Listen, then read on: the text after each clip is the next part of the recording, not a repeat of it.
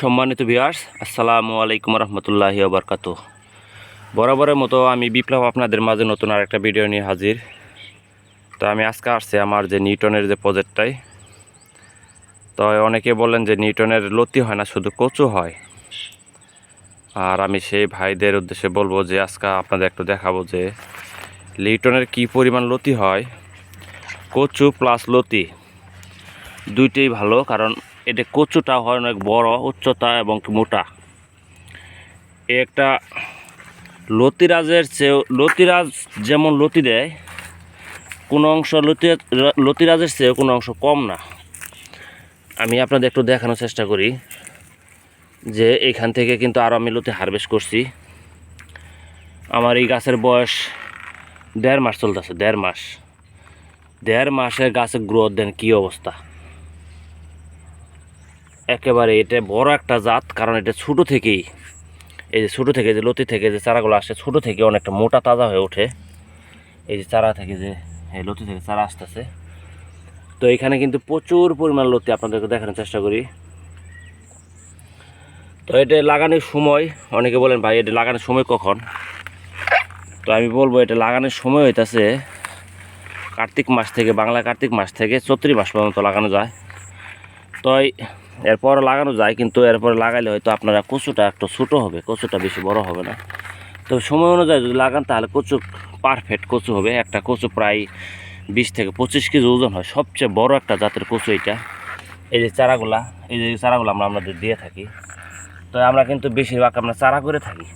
এই যে চারাগুলো দেখতেছেন, তো এখানে কিন্তু প্রচুর পরিমাণ চারা আছে। এখানে কিছু চারা অর্ডার আছে আমার, যার কারণে আমি কিন্তু এই কিছু চারা রাইখে দিই।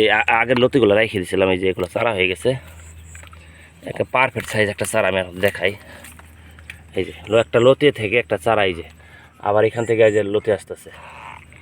তো আপনারা যদি এখন এই নিউটন নিতে চান, যারা অনেকে বলেন যে এখন নিউটন লাগানোর সময় কিনা, তো আপনারা এখন নিউটন লাগাইতে পারবেন না, তবে আপনারা এক জায়গায় এই চারাটা নিয়ে সংগ্রহ করে রাখতে পারবেন। কারণ অনেক সময় দেখা গেছে যে সময় অনুযায়ী আপনারা যে সময় রোপণ করবেন ওই সময় কিন্তু আমরা চারা দিতে পারি না, তখন চারার একটা চাপ থাকে।